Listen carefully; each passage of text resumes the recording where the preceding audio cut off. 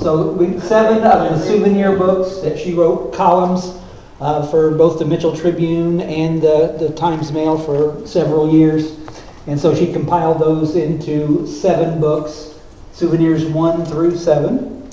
And so those are available here in our gift shop. I think we have all of them right now. And then if we don't have them, that Joyce probably has some of them still at her place. So we can get more if we need to. So, all right, Joyce, if you want to have a seat, we will let you just go to it and tell us about the Holler. Okay, I always tell you that I'm not a speaker, I'm a writer. May not be that very well either, but I don't claim to be a speaker. And in the last year or so, I've not had very good voice either. So, but it's loud enough, it's just not very clear. And I'm calling this Down in the Holler because that's what we always said, and that's what my dad wrote it up in a poem. And I might mention that when I started writing, it was kind of because my dad wrote. Now, my dad only went through 8th grade, and when he was in his 80s, he decided to start writing poems about his old life back in the Holler, mostly. And so anyhow, of course, he's gone, and my last relative who lived and was born in the Holler died last year. She was 105, Garnet Monday. I don't know if any of you knew her. And so I kind of, seems like I'm the keeper of the flame now, or whatever, because I could always go to her to ask questions. And now the people come to me, and that's quite a responsibility, but I know things that probably nobody else knows. And some of them I don't want to tell, but I do know a lot of Mundy family history.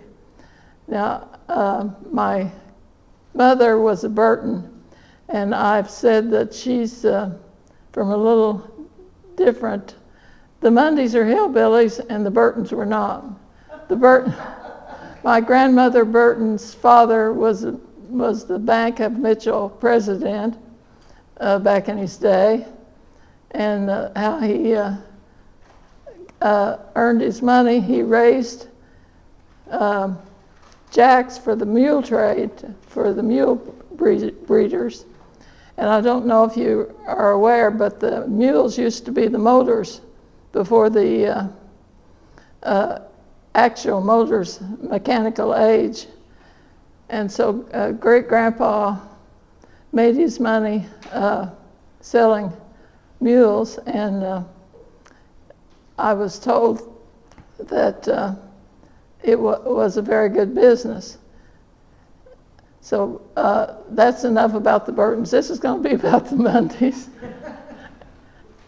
And like I say, the Mundys were hillbillies. And I think that we came out of the Appalachians.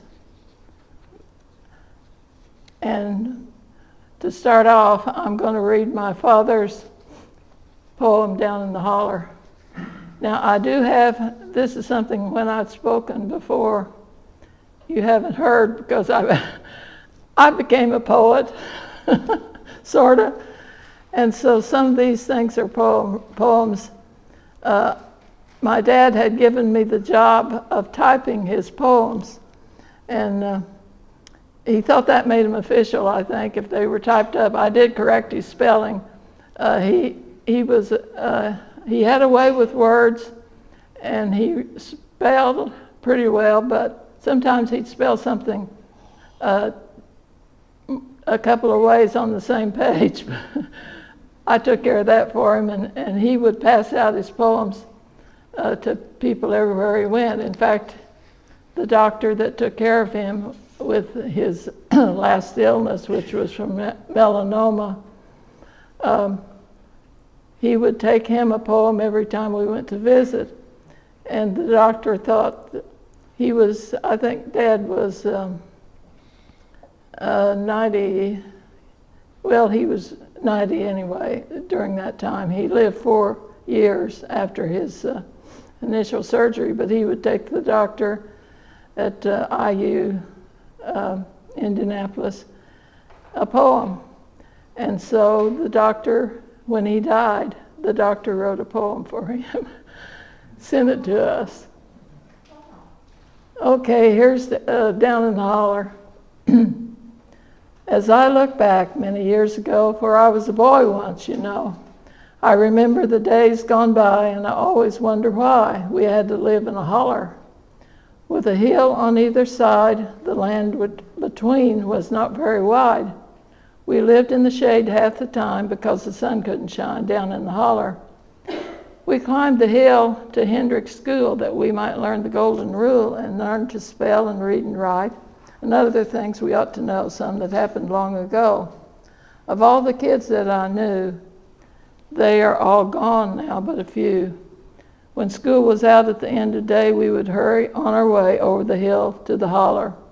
And that's the best part, it was longer. The 3 generations of our family went to that school. The last year of its existence was my 1st grade year, but my grandmother went there, and my father went there, and I went there. And it's close to Huron, but in Martin County. The holler kind of bridges between Martin County and Lawrence County.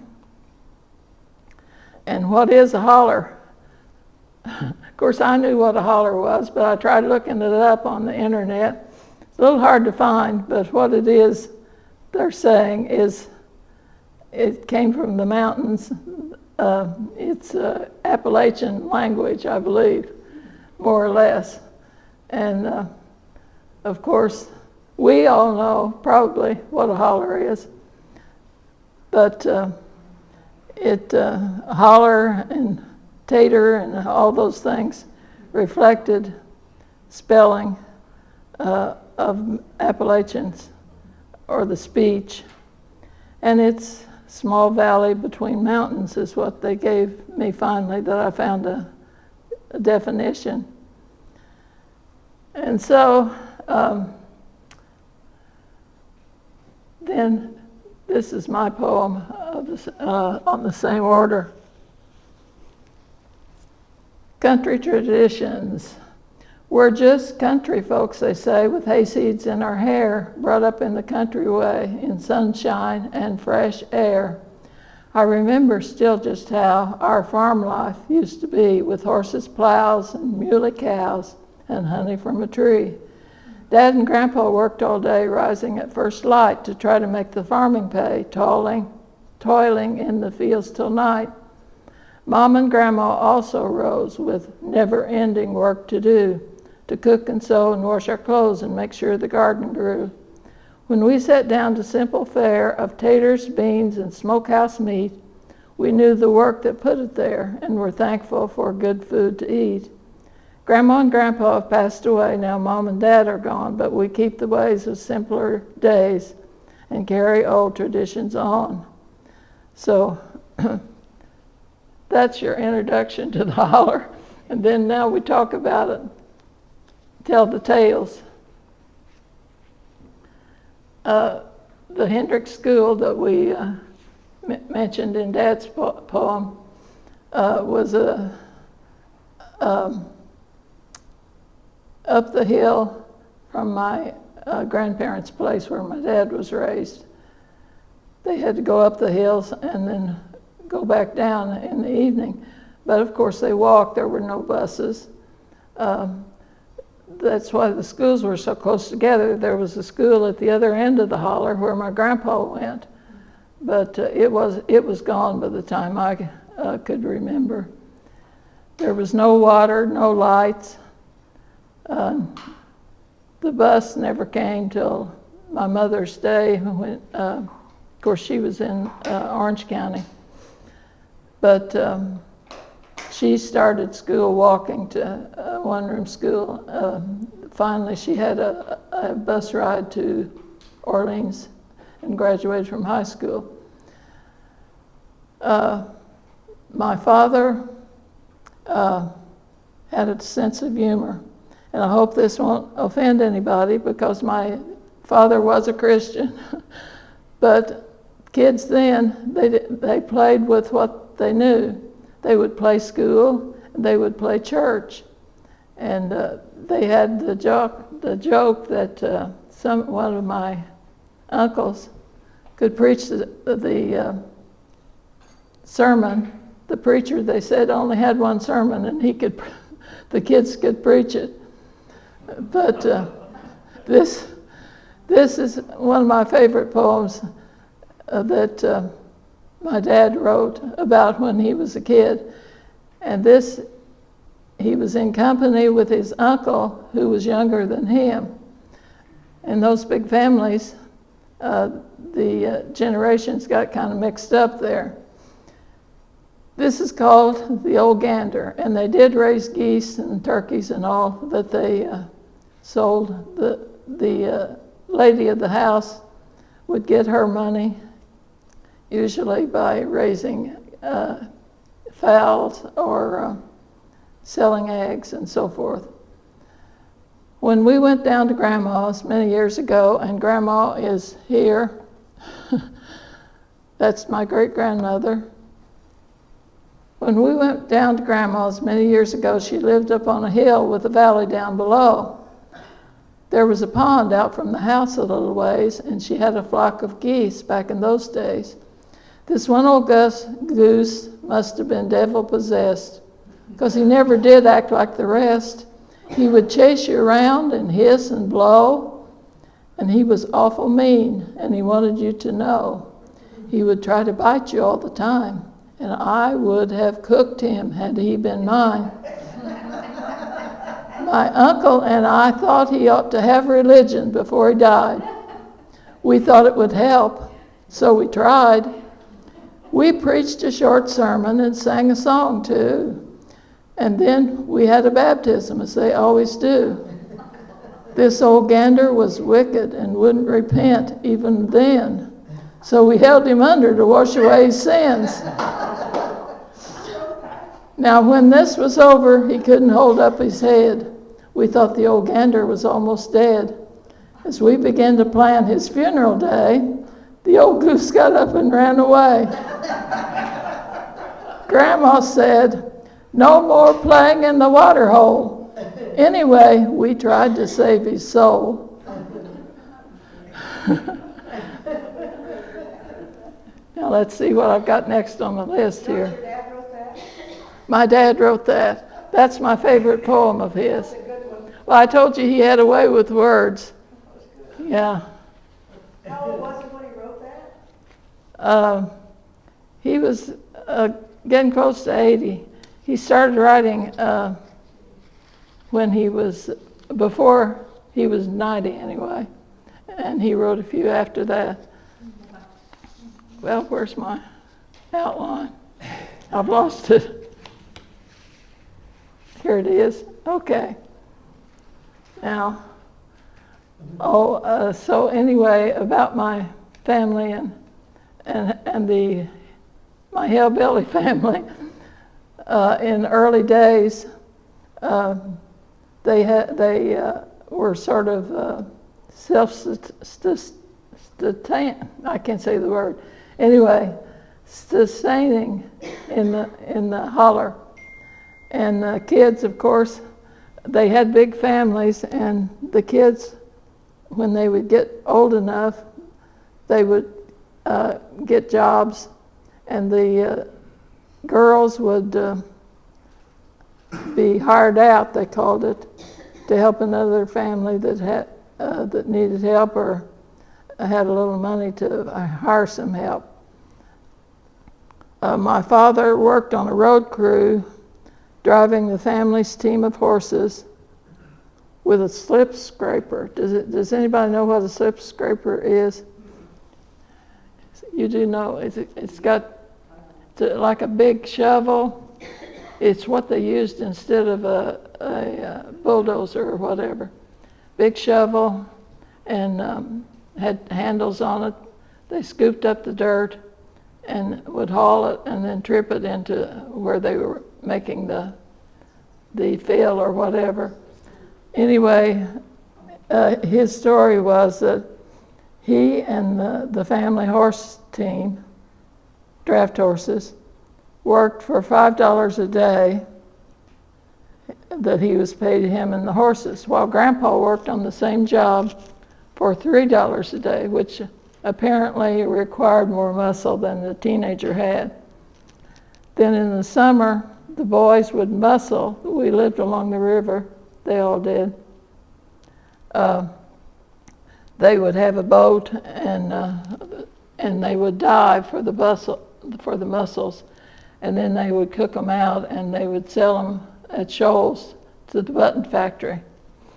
And then when my father was growing up in the Holler, they didn't have farm work in the summer, and so he and Grandpa hewed railroad ties. And I always thought that my grandpa probably looked like Abraham Lincoln because he was long and lanky. And they always said he was a good hand with the broad axe.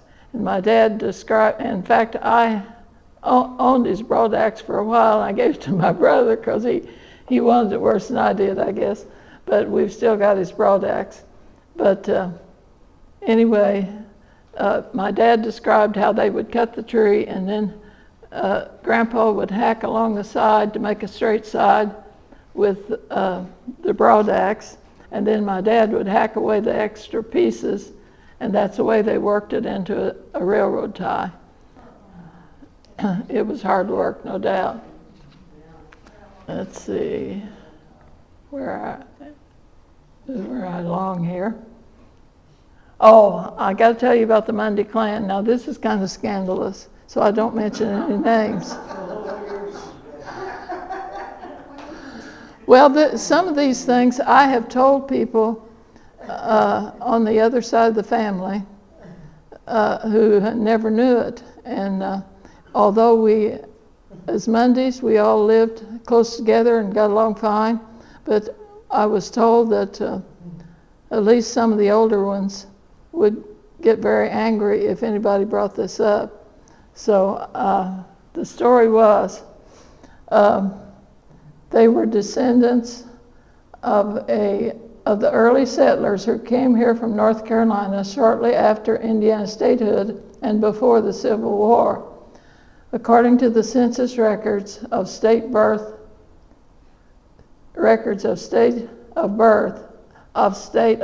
that means I'm trying to say it says where they were born.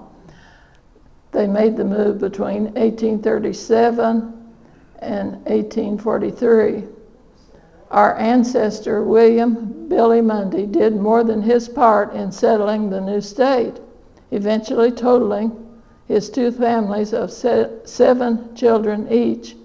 According to my grandfather and his older relatives, the families left North Carolina at night by request.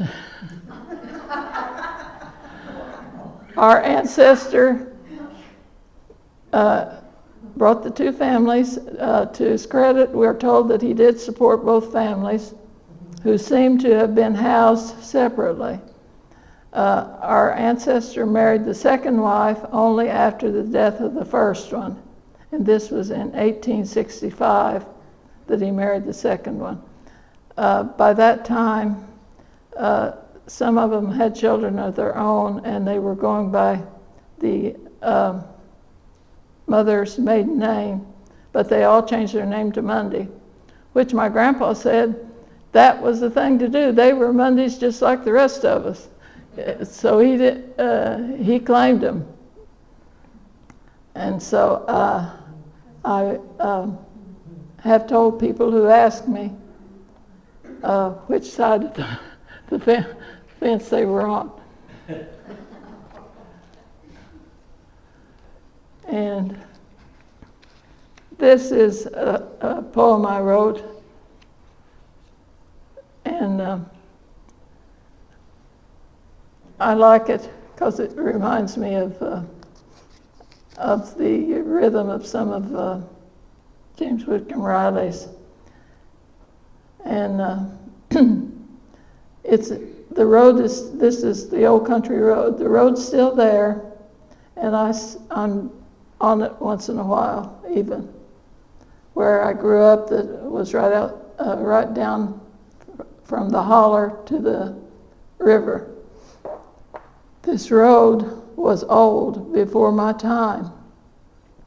Its surface now of rocks and lime once was dirt and held the prints of wheels and feet that came and went up and down the riverside where kith and kin were born and died.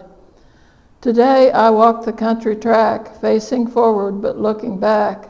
100 years and 50 more, this road has spanned the valley floor. Grandpa used it when just a lad, and great-grandpa, grandma, and dad drove and walked the old byway, year by year and day by day. Now it tunnels beneath the trees where horses plodded and old cars wheezed. No sign of progress is here to show that it has changed from long ago. No change, I hope, will come this way to spoil the peace found here today. Anyway, the Holler was kind of a roundabout way to have a decent road, but this was it, and that was what was in use when I was old enough to know. And I know that there was knew where it was, the road that went through. I think I'm going to have a drink. Anyway, where it went through the Holler, it was just a wagon road until they started getting cars, and then they built the road, and the road actually isn't changing. It's a gravel road still. It goes over the Clark Hill, down across the valley, and goes upstream on White River to Williams. And thank you. I don't have the beautiful voice that I used to have.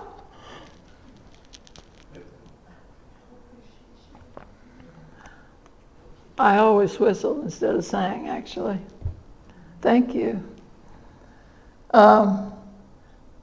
Anyway, when the pioneers came to the area, my father's great-grandfather, now I think this is right. Yeah, his great-grandfather. Not many people get to know their great-grandfather, but he was 16 when his great-grandfather died, and great-grandfather Edwards was the name. He was of Irish descent, and that's why we've all got this Irish complexion that gets melanoma and such like. Anyway, the houses were built near springs because they need to be built during close to a water source. And this was one of my favorite quotes of my father's. He said, "We had running water. It ran right out of the hill." They did the laundry beside the spring in good weather, but they carried the buckets and water in buckets to the house for drinking, cooking, baths, and so forth. And when they did the laundry by the spring, they would just hang it up and let it dry there, and then they didn't have heavy, wet laundry to carry home to hang up. Grandpa bought 2 fields and built a house before he married. He always said 2 of the fields he had before he married. And he built a house to take Grandma to, and the same house was moved after they bought more land that had a bigger house on it that was closer to the river. And that house was disassembled, or whatever you call it, and moved and made the house that I was born in. So I was born in the same house my father was. It was just in a little different location. But it grew from, it started out as 3 rooms, and it grew to 6. And there were 7 of us. And we moved from there the year I graduated from high school to Woods Ferry Road, which is another historic location.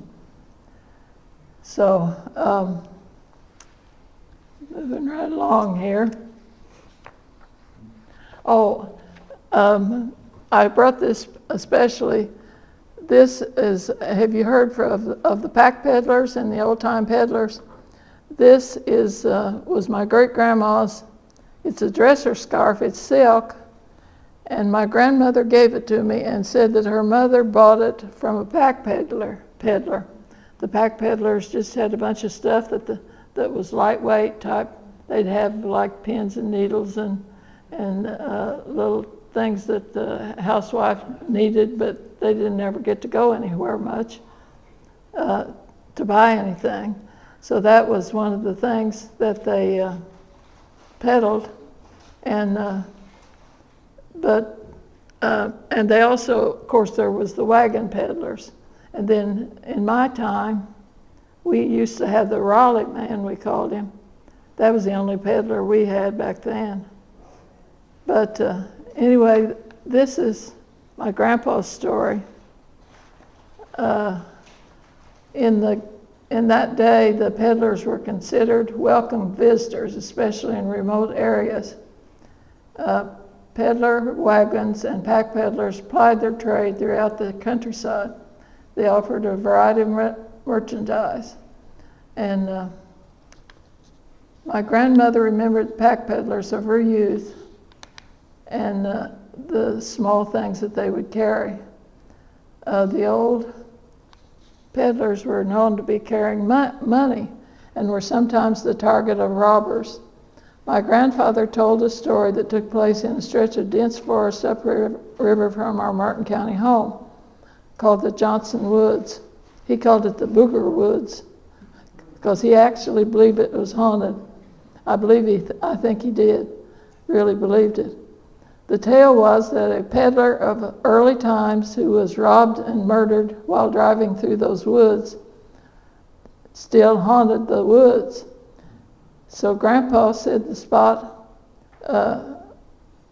you could hear the hoof beats of the peddler's horses and the jangle of harnesses at night. He swore he had heard the ghost wagon. He had been terrified by the sound as a teenager when he walked home through there alone one dark night. They would get jobs that they had to walk to and then work from daylight to dark sometimes. Anyway, he said that there was no moon, and he ran through the woods as fast as his legs would carry him, convinced that the ghost peddler was close behind. So that's our ghost story that Grandpa told. Now this is the last story, and I have it in poet form, but I will tell you what it's about. It's about prohibition time and moonshining. And now my family wasn't the moonshiners, so. But I do like this poem. I think it's a lot of fun. Back in the prohibition time, when it was hard to make a dime, lawless folks did what they could, making moonshine in the woods. The holler, tucked back out in the hills, was perfect for a bootleg still.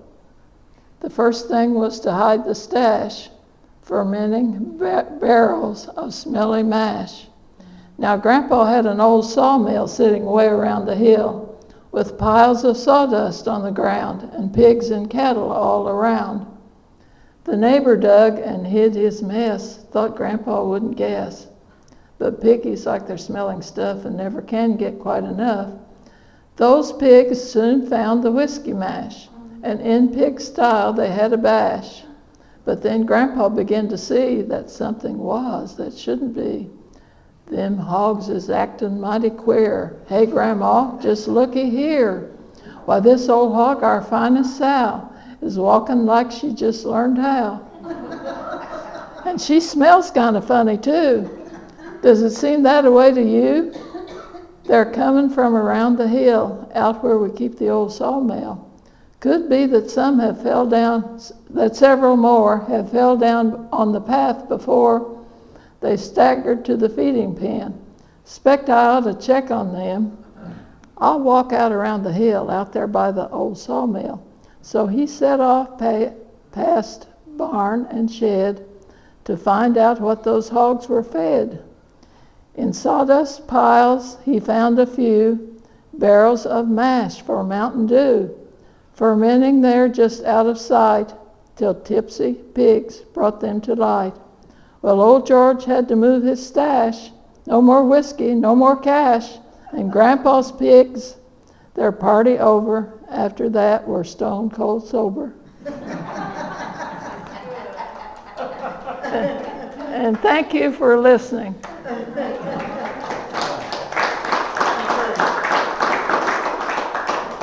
So my fleur-de-lis club decided I was their poet laureate and gave me an award that I was a poet laureate. They said it didn't pay very much, but anyway, if you want to come and look at the pictures there, my grandparents and my great-grandparents are here. Just the Mundy side, just the hillbilly side. And this dresser scarf is well over 100 years old. And I still use it. I use it for a table runner. Oh, I don't whistle that well. But I used to whistle in the nursery. And in the delivery room, when in there cleaning, it would echo so nice. It always sounded better then.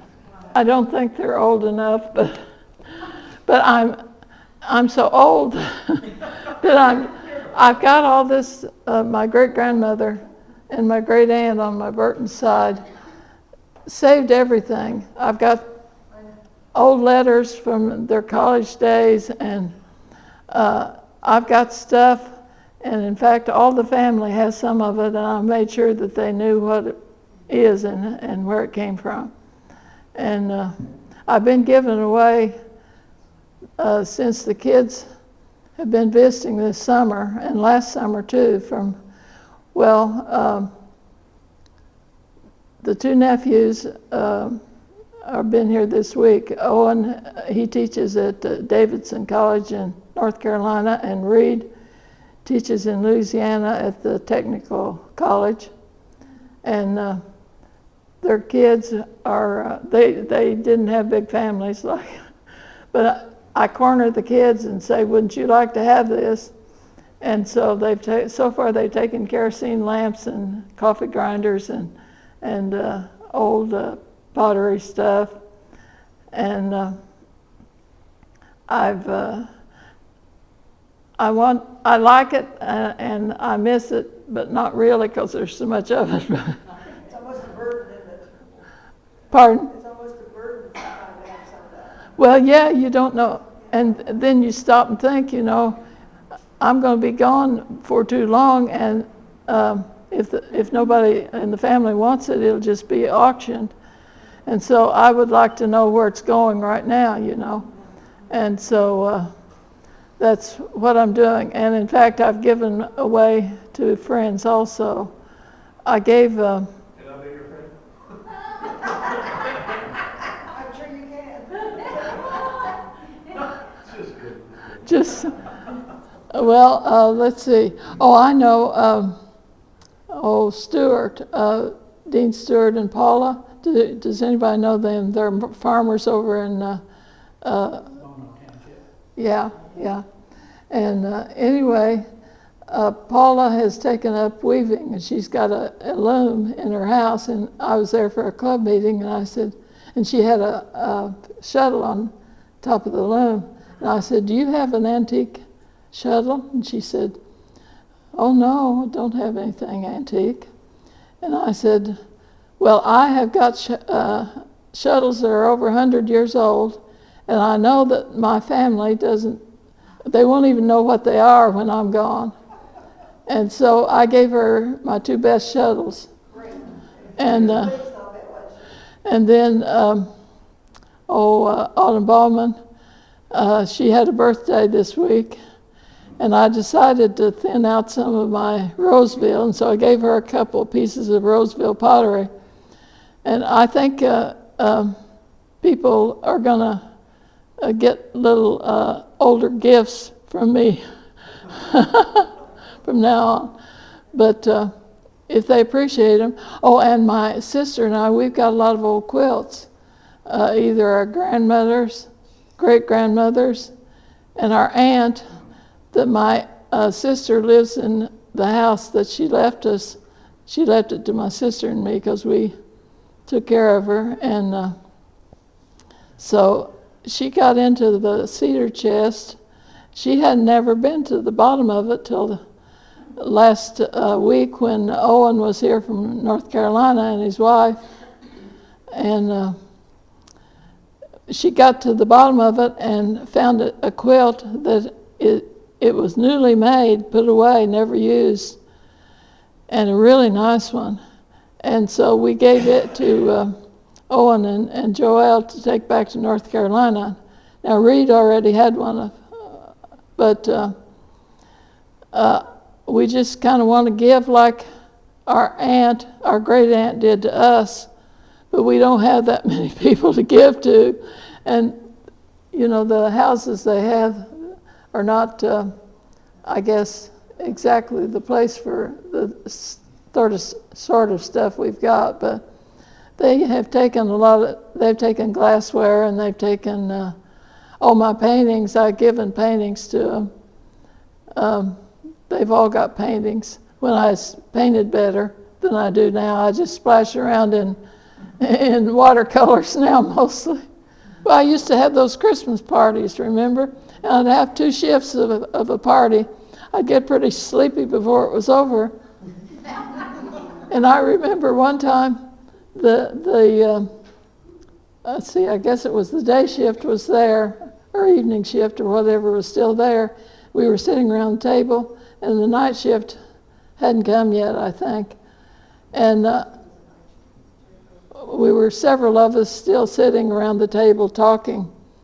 And all of a sudden I realized that there was a vacant chair, and I don't remember who was sitting in that chair. So I needed some sleep, I guess. But that was the weirdest feeling, because I couldn't think they had gone to the bathroom.